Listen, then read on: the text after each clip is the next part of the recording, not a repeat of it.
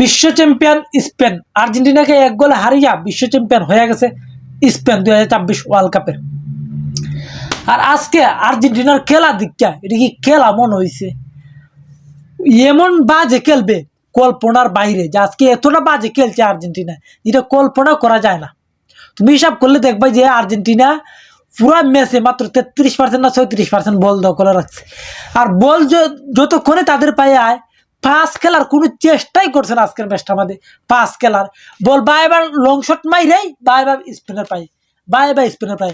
আর আজকের এই ম্যাচে যারা বলতে এতদিন যে আর্জেন্টিনা রিড, আর্জেন্টিনা ফিফা কিনা নেয়, তাদের মুখে আজকে বইরা দিছেনি যে আজকে লেফারি কতটা ফাউল আর্জেন্টিনাকে দিছে আর কতটা ফাউল তোমার জকে দিছে, স্পেনকে দিছে। দেখছো নি ম্যাচটা?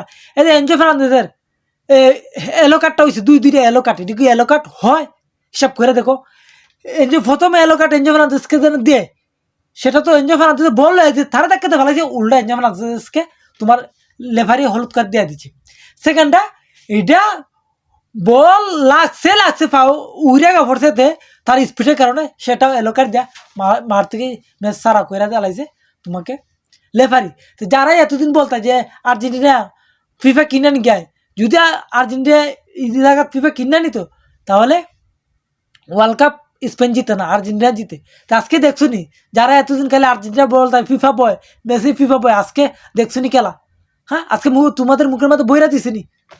হ্যাঁ, আর তাদেরকে কি করবো, লেফারি আমরা কি করবো, কোনো কিছু দোষ দিবেন না। কিন্তু আমাদের যে আর্জেন্টিনা প্লেয়াররা কি খেললো ওর হতাশাজনক, মানে বল আগে রিসিভই করতেছে না, বুলপাল পাস দিতেছে, বল আগে যেন রিসিভ করবো পুরো ম্যাচটা দেখতেছে যে পুরো করে ইউজলেস খেলছে দিলে, মানে কোনো এনার্জি নেই কোনো একটা প্লেয়ারের ভিতরে।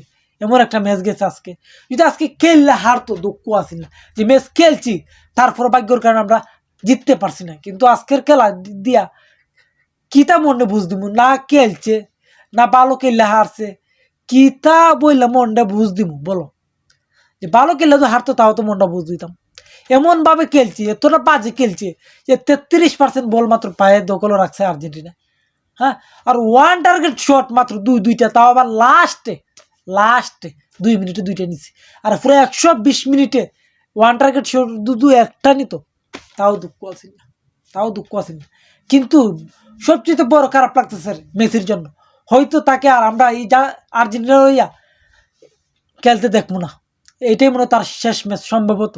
আজকের ম্যাচের শেষে সম্ভবত অপশন নিয়ে নিবে। যদি এই ম্যাচ জিততো তাহলে কিছুটা খেলার আগ্রহ থাকলো না, কিন্তু এই ম্যাচ যেহেতু হাইরা গেছে তাহলে খেলার আর আগ্রহ না, এটা নিশ্চিত বলা যায়।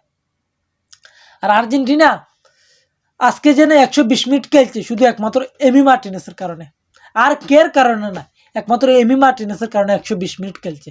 আর না গেলে 120 মিনিট দেয়া 45 মিনিটেই ম্যাচ নিয়ে আনিছিল স্পেন, যেইভাবে খেলছে আজকে স্পেন। আর স্পেন যদি আজকে হারতো তাহলে ফুটবল জগত এটা অন্যায় হইল না যে আজকে যদি স্পেন হারতো। কিন্তু যোগ্য দলই আজকে জিতছে স্পেন, তারা 1 গোল দেয়া জিতা গেছে আর্জেন্টিনার সাথে, তারা বিশ্ব চ্যাম্পিয়ন হয়ে গেছে।